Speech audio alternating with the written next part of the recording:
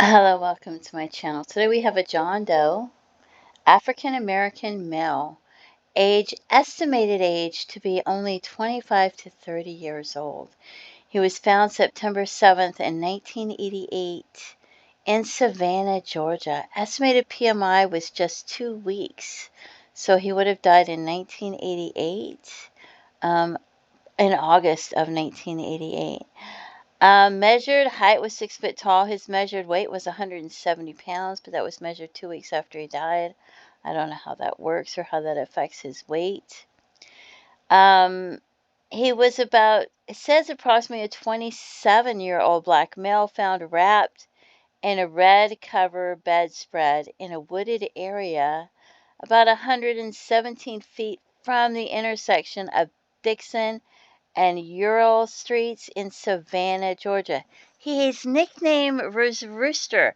He had a nickname, but no one knew what his name was, apparently. Not recognizable, all parts recovered. And you think that they could have done a sketch of him from the people that knew him, right? Black hair. He had a beige phone cord wrapped around his neck, feet, and hands, bound with brown extension cord, hog-tied. Navy blue cloth around the left ankle. Blue jockey shorts. Black jockey shorts and mouth. Wow. And they don't know who it was. And I couldn't find anybody reported missing, right? So if you have a loved one that went missing, make sure they're in NamUs. If the investigators haven't put them in NamUs, bug them, ask them, put them in NamUs, right? Have they actually been reported missing? Is there an actual missing case file if they're not in NamUs? And if not, see if you can't put them in the Doe network, because I think you could contact the Doe network and put them in there yourself, and the Charlie Project and a few other places. So then I went, and I was wondering if something happened to the case files, if that's why they're not in NamUs. Maybe some of the case files, maybe there was a flood or a fire or something, tornado, anything, broken pipes where they were stored from years ago. So then I went looking for missing persons, and like I said, I couldn't find anybody reported missing in Savannah, Georgia or Georgia. There was a man all the way in New York, Kevin Montez Mitchell. He was 31 years old. He went missing January 10th, 1988 from New York, New York. He could have been anywhere from 5'8" to 6'1". They don't know how tall he was, but they put 150 pounds. Anyway, report originally taken as a courtesy report for New York City, New York, where the missing person was working and living. Missing person also possibly visited family in Kentucky and or New Jersey when last seen. Brown hair, brown eyes. And to me, some people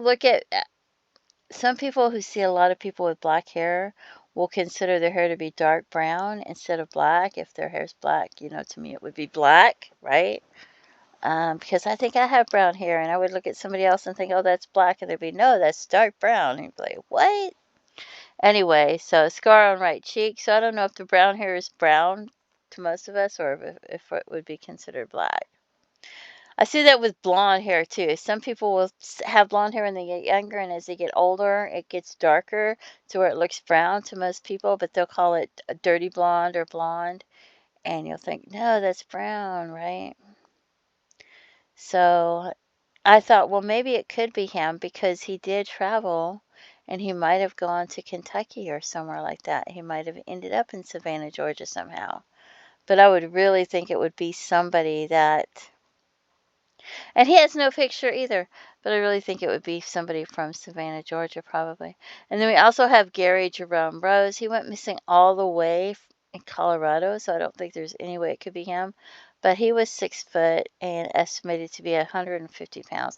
That is like so skinny. I don't know how they get this weight, but He was last seen in Steamboat Springs, Colorado, July 14th in 1988.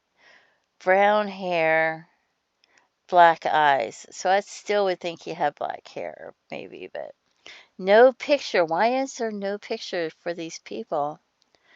So anyway, if you have any information about who this John Doe might have been, what his name might have been, that went through whatever horrific ordeal that he went through,